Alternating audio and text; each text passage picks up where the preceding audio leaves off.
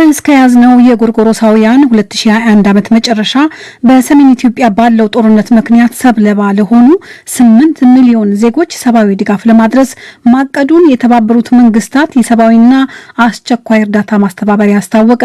ድርጅቱ በአማራ ክልል በሚታየው ጦርነት በ10 ሺዎች የሚቆጠሩ ዜጎች ከደቡብና ሰሜን ወሎ እንዲሁም ከዋግምራ ዞኖች ተፈናቅለው በሰሜን ሸዋ ዞን ደብረ ብርሃን ከተማ መጠለላቸውን ነው የገለጸው። የተባበሩት መንግስታት የሰብአዊ ድጋፍ ማስተባበሪያው ወደ ትግራይ የሚገባ ሰብአዊ ድጋፍ ከተቋረጠ ወር ማለፉንና ከነሐሴ ጀምሮ የነዳጅ አቅርቦቱ መቋረጡን ገልጿል። ሰብአዊ ድጋፍ የሚያቀርቡ ተቋማት በአፋርና በአማራ ተደራሽ መሆን በሚችሉ አካባቢዎች ለ150 ሺህ ዜጎች የምግብ ድጋፍ ማድረጋቸውንም አክሏል። የኢትዮጵያ መንግስት በፊናው ችግሩ የሚቀርቡትን እርዳታ የማስተባበር ሳይሆን እርዳታውን ላልባሌ ዓላማ የመዋል ዝንባሌ ታይቷል ሲል ይከሳል። የአዲስ አበባ ወኪላችን ስዩም ጌቶ ዝርዝሩን ይዟል። በሰሜን ኢትዮጵያ እየታየ ያለው ጦርነት ተለዋዋጭና የማይገመት የሆነ መምጣቱ በከፍተኛ ደረጃ የሚፈለገውን የሰብአዊ ድጋፍ ማደናቀፉን የመንግስታቱ ድርጅት እርዳታ ማስተባበሪያ ድርጅት የባለፈው ሳምንት አስቸኳይ ሁኔታን በቃኝበት ሪፖርቱ አስታውቋል። በደቡብና ሰሜን ወሎ እንዲሁም በዋግምራው የአማራ ክልል ዞኖች እየተካሄደ ያለው ጦርነት በሺዎች የሚቆጠሩትን አሳድደዋቸዋል። የድርጅቱ ሪፖርት እንዳሳየው አሁናዊ ጦርነቱ እየተካሄደ በሚገኘው የአፋር ክልል ጭፍራ ወረዳና የአማራ ክልል አዋሳኝ አካባቢዎች ላይ በጦርነቱ ሳቢያ በተፈጠረው አለመረጋጋት እና የጸጥታ ስጋት በሺዎች ለሚቆጠሩ ተፈናቃዮች መድረስ አዳጋች ሆነዋል። የኢትዮጵያ መንግስት በበኩሉ በዚህ ላይ ተጠይቀው የእርዳታ ድርጅቶችን በተለየ መንገድ እንደሚያይ አንስቷል። የመንግስት ኮሚኒኬሽን አገልግሎት ሚኒስትር ዴኤታ ከበደ ደሲሳ ጦርነቱ ከተጀመረ ጊዜ ጀምሮ የተለያዩ እርዳታ ድርጅቶች የኢትዮጵያ መንግስትን በተለያዩ መንገድ ሲተቹ ነው የነበረው። ትችቱ በዋናነት የጦርነቱ አካል ነው እንጂ በመሬት ላይ ያለው የተረጋገጠ ነገር አይደለም። እነዚህ የዓለም የረድኤት ድርጅቶች የሚባሉት ስንዴና ሌሎች ነገሮችን ብቻ አይደለም ይዞ እየመጡ ያሉት፣ ሌሎች አስቸጋሪ ነገሮችም አሉ። መንግስት በተሻለ መጠን ዜጎችን ለመርዳት ሁለንተናዊ ድጋፍን እያደረገ ነው የቀረመው። በተለይም ትግራይ ሲደረግ የነበረው 70% በኢትዮጵያ መንግስት ነው ከበር ሲደረግ የነበረው። ወቀሳዎችን ሲያነሳ ቆይቷል። 30%ንም ለመሸፈን የተለያዩ ምክንያቶችን ትችቶችን ለመሰንዘር በቅተዋል። የሆነው ምንድነው ኢትዮጵያ የሚደርሰውን እርዳታ ቁሳቁሶችን ለጦርነት ነው ማዋል የጀመረው እናረጋግጥ ነበር። በአፋር ክልል ዞን 1 እና 2 በአሁናዊ ጦርነት ምክንያት የእርዳታ ቁሳቁስ ማንቀሳቀስ አዳጋች በመሆኑ ከጭፍራ በተጨማሪ ከበረሃሌና መጋሌ ወረዳዎች እንዲሁም ከምዕራባዊ ትግራይ ዞን የተፈናቀሉት ወደ ማይጨው፣ ኮረም፣ ኦፍላና ማይጸብሪ ከተሞች ተሰደዋል። እንደ ሪፖርቱ የእርዳታ ድርጅቶች የጋራ ጥምረት በአማራ ክልል ብቻ አስቸኳይ የምግብ እርዳታ ለሚሹ 5 ሚሊዮን ዜጎች ለመድረስ ዕላማውን አድርጎ እየተንቀሳቀሰ መሆኑንም ያነሳል። አቶ ከበደ ግን ይመልሳሉ። ከሁሉም በላይ ማጓጓዣ እርዳታ ድርጅት መኪናዎች እንዳለ ኢፒኤልኤፍ ለጦርነት ነው እየተጠቀመበት ያለው። 1114 ተሽከርካሪዎች ወደዛ ከተላኩት 872 የሚሆኑት እዛው ነው የቀሩት። የታጣቂዎቹ ስንቅና ትጥቅ የሚያመላልስበት ኃይልን የሚያጓጉዙበት መሳሪያው ነው እያገለገለ ያለው። ይህንን የእርዳታ ድርጅቶቹ ማንሳትም አይፈልጉም፣ ማጠቻትም አይፈልጉም። ይሄን የሚያደርገው ኢፒኤልኤፍ ነው እንጂ የኢትዮጵያ መንግስት አይደለም። የአሸባሪ ቡድን ነው የሚያደርገው። አንድም ቀን መኪኖቻችን ዛት ቀርተዋል፣ የእርዳታ ቁሳቁሶችን ለጦርነት ዓላማ አውለዋል ብሎ ሲናገሩ አልሰማንም። ትችቱ ግን በኢትዮጵያ መንግስት ላይ ነው የሚሰነዘረው። ከሁሉም በላይ ሊሰመርበት የሚገባው ጉዳይ እነሱ የሚፈልጉት ሁመራ ኮሪደር እንዲከፈት ነው። ይህ ለምን ተፈለገ? መንግስት በሌሎች አቅጣጫዎች አልከለከለም። ፍላጎቱ ግልጽ ነው ማለት ነው። የጦር መሳሪያን ለማስገባት ጦርነቱ ወያኔ ብቻ ጋር አይደለም። ሳተላይት መረጃን በማቀበል በቁሳቁሶች፣ በዲፕሎማሲ፣ በሚዲያ በማገዝ እየተደረገ ስለሆነ ያንኑ ለማገዝ ካልሆነ በስተቀር ለመተባበር መንግስት ማንኛውም ጊዜ በላይ ተባባሪ ነው። እስከ ጎርጎሳውያኑ ህዳር ወር አጋማሽ በትግራይ ክልል የመጠባበቂያ ምግብ ከ10 ቶን ያነሰ መሆኑን በመግለጽ ከጥቅምት 18 በኋላ በሰመራ አባላ መቀሌ ኮሪደር ያለፈ የሰብአዊ ድጋፍ እንደሌለም ተገልጿል። ሰመራ ደርሶ የባለስልጣናት ፈቃድ የሚጠባበቁ 300 የእርዳታ ቁሳቁስ የጫኑ ተሽከርካሪዎች መኖራቸውንም ጭምር። በዚህ ላይ ምላሻቸውን የጠየቅናቸው የአፋር ክልል አደጋ ስጋት መምሪያ ቢሮ ኃላፊ አቶ መሐመድ አህመድ ያንን ኮሪደር እንዲፈቀድና እንዳይፈቀድ የሚያደርገው የፌደራል መንግስት ነው። አሁን ባለው ሁኔታ እኛ እንደ መንግስት የምናነሳቸው ወደ ትግራይ በሚሄደው የእርዳታ ድርጅቶች ላይ የምናነሳቸው ትልልቅ ጥያቄዎች ነበሩ ወይም ኮንሰርን ነበሩ። ያንን የኢትዮጵያ መንግስት ደግሞ ከሚመለከተው ጋር ተነጋግሮ ሌላ ዓላማ እንዳይፈጽሙ ጥንቃቄ እንዲደረግ ማሳሰቢያ ተሰጥቷል። ግን አሁን ባለኝ መረጃ መሰረት መሰረት ኮሪደሩ ክፍት ሆነው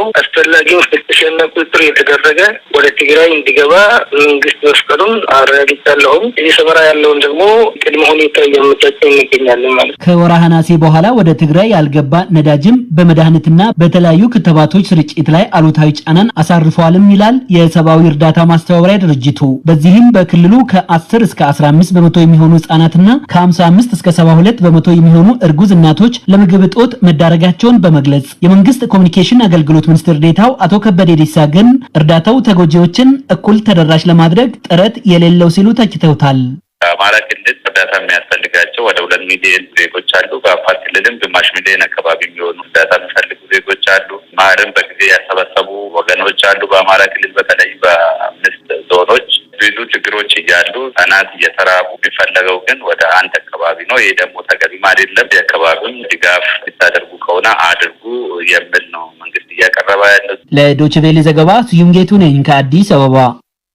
ከቀናቶች በፊት በተለያዩ የዓለም ሀገራት የሚኖሩ ኢትዮጵያውያንና ትውልደ ኢትዮጵያውያን አሜሪካና አጋሮቿ በኢትዮጵያ ላይ የሚያደርጉትን ያልተገባ ያሉትን ጫና በመቃወም አደባባይ ወጥተዋል። የኢትዮጵያ መንግስት ምልከታ ምን ይሆን?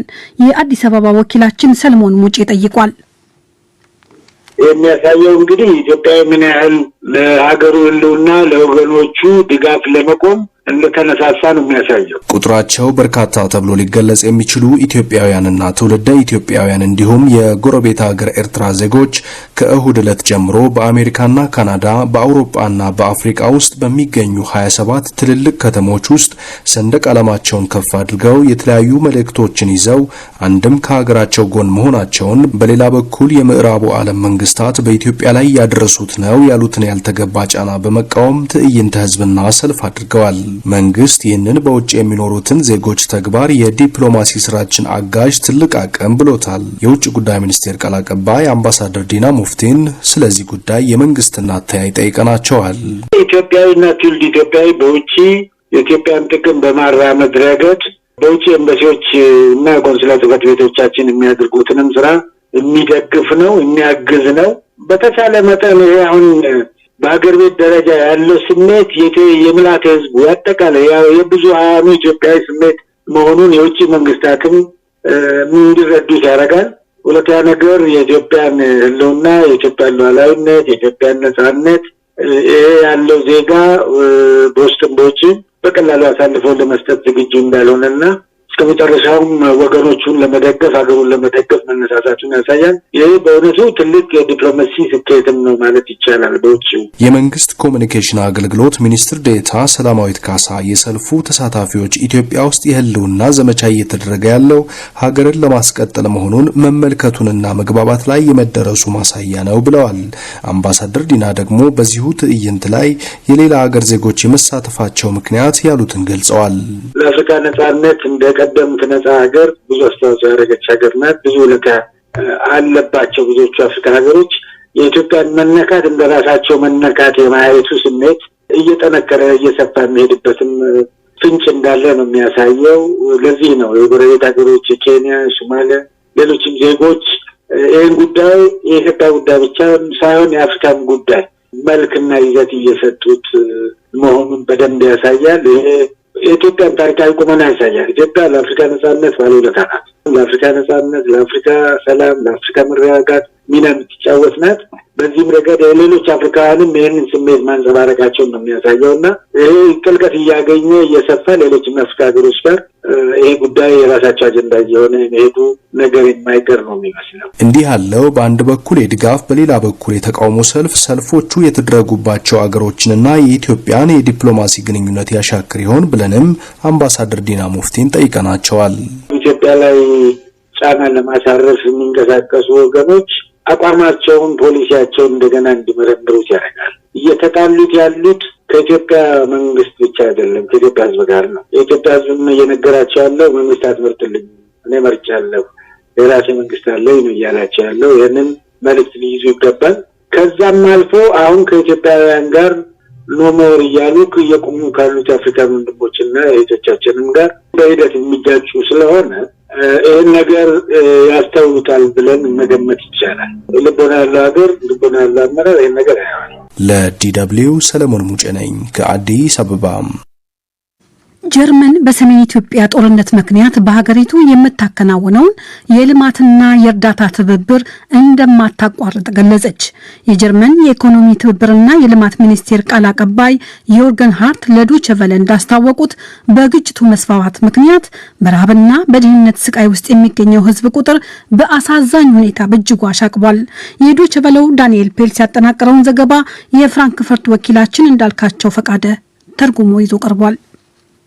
አፍሪካና ጀርመንን በንግድ ኢንቨስትመንትና በግል ክፍለ ኢኮኖሚው ዘርፍ የሚያስተሳስረው የኮምፓክት ዊዝ አፍሪካ መርሃ ግብር አባል የሆነችው ኢትዮጵያ የጀርመን የልማት እርዳታ ከፍተኛ ተጠቃሚ ሀገር ከመሆኗ አኳያ የሰሜን ኢትዮጵያን ግጭት ለማብቃት በኢትዮጵያ የተሃድሶ ለውጥ አጋር የነበረው የጀርመን መንግስት እስካሁን በጦርነቱ ምክንያት በኢትዮጵያ ላይ ምንም አይነት የአቋም ለውጥ አላደረገም። እንደውም በግጭቱ ምክንያት በረሃብና በድህነት ስቃይ ውስጥ የሚገኘው ህዝብ ቁጥር በአሳዛኝ ሁኔታ በእጅጉ አሻቅቧል። በመሆኑም የጀርመን የኢኮኖሚ ትብብርና የልማት ሚኒስቴር ከለጋሽ የአውሮፓ ሀገራት ጋር በመቀናጀት በሀገሪቱ የተጀመረውን የልማት ትብብር የሚቀጥል ይሆናል ሲሉ ነው የሚኒስቴር መስሪያ ቤቱ ቃል አቀባይ ዩርገን ሃርት ለዶይቼ ቬለ ዲደብሊው የገለጹት። ጀርመን በኢትዮጵያ ግጭቱን ለማስቆም የሚኖራት ሚና በተፋላሚ ወገኖችና በአፍሪካ አህጉራዊ ህብረቱ ፍላጎት ላይ የተመሰረተ ብቻ ይሆናል ያሉት ቃል አቀባይ ሃርት አስፈላጊ ሆኖ ሲገኝና ጥያቄ ሲቀርብላት ግን የሰላም መፍትሄውም አካል ለመሆን ዝግጁ ነን ብለዋል። Ich glaube, dass Deutschland bereit sein sollte. አስፈላጊ ከሆነ ጀርመን ግጭቱን ለመሸምገል ዝግጁ መሆን ይኖርባታል ብዬ አምናለሁ። ሆኖም ይህ የሚሆነው የተፋላሚ ኃይላቱና የአፍሪካውያን አጋሮቻቸው ፍላጎት ሲኖር ብቻ ነው። ዞሮ ዞሮ የኢትዮጵያውያን ወዳጆች አስፈላጊ በሆነበት ጊዜ የሰላም ድርድሩን ሊመሩትና አፈጻጸሙንና ተግባራዊነቱንም ሊከታተሉት ይችላሉ። ይህ ሲሆን ደግሞ የአፍሪካ አህጉር የረጅም ዘመን አጋር የሆነችው ጀርመን ዳር ሆና የምትመለከት ሳይሆን ድጋፍ ለመስጠት ዝግጁ ነች። In diesem Konflikt nicht abseits stehen, sondern hierzu bereit sein. የጀርመኑ የውጭ ጉዳይ ሚኒስትር ሃይኮ ማስ በያዝነው ወር መጀመሪያ ግጭቱን አስመልክቶ ለኢትዮጵያ በላኩት ጠንከር ያለ ማሳሰቢያ የሰሜን ኢትዮጵያው ግጭት ከዓመት በኋላ አስከፊ በሆነ መልኩ አድማሱን አስፍቶ መቀጠሉን አስታውሰው ሁሉም በጦርነቱ የሚሳተፉ ኃይላት ግጭቱን አቁመው ሰላማዊ ውይይት እንዲጀምሩ ጠይቀዋል። አሁንም ቀውሱ በመባባሱ እስካሁን በኢትዮጵያ ከሚንቀሳቀሱ የጀርመን ድርጅቶች መካከል የጀርመኑ የልማት ትብብር ድርጅት በምህፃሩ GIZ እንዲሁም መንግስታዊው የኢንቨስትመንት የብድርና የልማት ባንክ KfW ጥቂት የድርጅቶቹ ሰራተኞች ኢትዮጵያ ውስጥ ከመቅረታቸው ውጪ አብዛኛዎቹ ወደ አጎራባች ሀገራትና ጀርመን በማቅናት ስራቸውን ማከናወን ቀጥለዋል። የጀርመኑ የኢኮኖሚ ትብብርና የልማት ሚኒስትር ቃል አቀባይ ሃርት አሁንም ዓላማችን የሀገሪቱን ህዝብ በተቻለን መጠን ተንቀሳቅሰን መደገፍ ነው ሲሉ ገልጸዋል። በኢትዮጵያም የ100 ሚሊዮን ዩሮ የልማት ትብብር በጀት መመደቡንም ይፋ አድርገዋል። ሆኖም ገንዘቡ ሙሉ ለሙሉ የሚለቀቀው የትግራዩ ግጭት ፖለቲካዊ መፍትሄና ልባት ሲያገኝ ብቻ ነው ብለዋል። ይህ ካልሆነ ግን ግጭቱ ካለባቸው ከትግራይ አማራና አፋር ክልሎች ውጪ በሌሎች የሀገሪቱ አካባቢዎች የልማት ትብብሩ ይቀጥላል ሲሉ ቃል አቀባዩ ጨምረው ተናግረዋል። በዴንማርክ ሮስኪልድ ዩኒቨርሲቲ በኢትዮጵያ ጉዳይ ኤክስፐርት የሆኑት ፕሮፌሰር ቶቢያስ ሃግማን ጀርመን ጫና በማሳደር ብዙ ነገሮችን ማስተካከል ትችላለች በሚለው ሐሳብ አይስማሙም። ዋናው ምክንያታዊ እርምጃ ከመንግስት ጋር ያለውን ትብብር መተው አሊያም ደግሞ ትብብሩን አቋርጦ ለመልቀቅ ቅድመ ሁኔታዎችን ማስቀመጥ ነው። ይህ ማለት ግን ጀርመን ከመንግስት ጋር ያላትን የትብብር ግንኙነት ታቆማለች ማለት አይደለም። እኔ እንደማስበው እንደሌሎቹ ሀገራት ሁሉ ጀርመንም በእንዲህ አይነቱ አጣብቂኝ ወቅት ከመንግስት ጋር ግንኙነቷን ለማጠናከር እየሞከረች ይመስላል። Situation einigermaßen eine Verbindung mit der Regierung zu behalten. የጀርመኑ ነጻ ዲሞክራቶቹ ኤፍዲ ፓርቲ የልማት ጉዳዮች ፖለቲከኛው ኦላፍ ኢንደርቤክ ጀርመን ለልማትና እርዳታ ለኢትዮጵያ የምትለግሰውን ገንዘብ በጦርነቱ ለሚሳተፉ ኃይላት እንዳይተላለፍና በቀጠናው የግጭቱ ተዋናይ ለሆኑ አካላት እንዳይደርስ በሚገባ እናረጋግጣለን ሲሉ አስረድተዋል። Einstellen sollten wir die Entwicklungszusammenarbeit, aber nicht grundsätzlich. በመርህ ደረጃ የልማት ትብብራችንን ማቆም የለብንም። በአጭሩ በአሳዛኝ ሁኔታ በአብዛኛው የሀገሪቱ ክፍል ግጭቱ እየተስፋፋ በመሄዱ ሰዎች በእኛ ድጋፍ ላይ ጥገኛ ለመሆን ተገደዋል።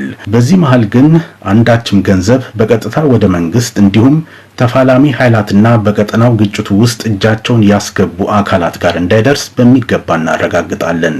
ለዚህም እንዲረዳን የገንዘብ ድጋፉ በፍጥነት ወደ መንግስታዊ ያልሆኑ ድርጅቶችና የሲቪል ማህበረሰብ ተቋማት እንዲዛወሩ ማድረጉ አስፈላጊ ነው።